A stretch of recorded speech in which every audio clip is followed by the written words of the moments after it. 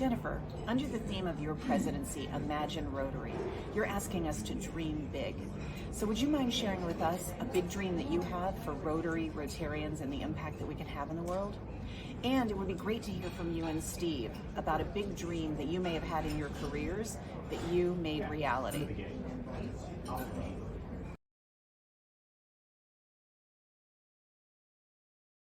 One of the reasons why I selected Imagine Rotary as the presidential theme for the 2022-23 year is that it is about dreaming. It's about imagining what's in front of us and all of the things that we can tackle, all of the world's most pressing challenges that we are able to, in some way, shape, or form, influence and or affect.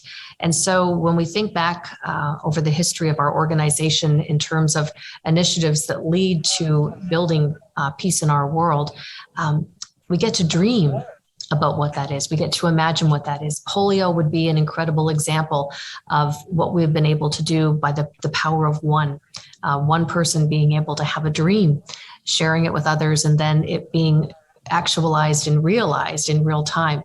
And where we've gone from hundreds of thousands of children who were contracting polio a few decades ago to now less than a handful of cases in a singular year, being able to understand how we as an organization are literally working with our partners to eliminate the second disease in the history of mankind.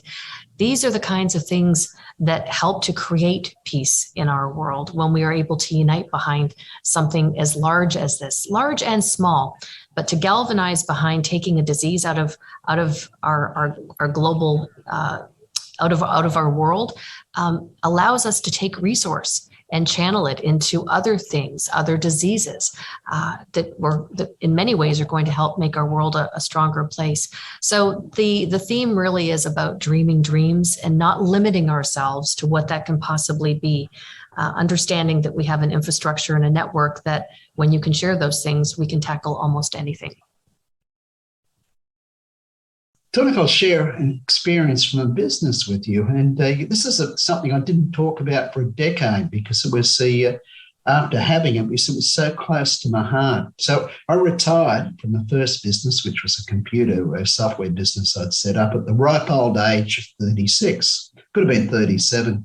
Did a whole lot of surfing. And as I was doing the surfing, I just kept on building this energy and it just wanted to express itself. And then I had this vision walking up and down the beaches of creating another computer company, making $1 billion from it, and then giving half the money away and instead to in some sort of charitable purposes. And that caused me to launch a second computer company. And that vision was so strong, I didn't tell anyone about it for a decade, including my wife, because I just felt it was some special motivation. I'd spoil it by telling people.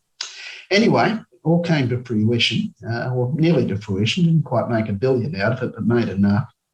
From that, I established the charitable foundation, and that's now helped 3.6 million people, of the poorest of the poor in the world. And from the experiences with that, which a lot of them in conflict zones, near post-conflict zones, I got the concept, the Global Peace Index, which launched the Institute for Economics and Peace, and which led me to this conversation today. But I think that was one where it's just had this vision, The vision was beyond what I was actually doing. It was 2 steps removed, if you like. And so I think then the main thing which makes it all come about is just hard work, inspiration, hard work, and really having a purpose and enjoying what you're doing.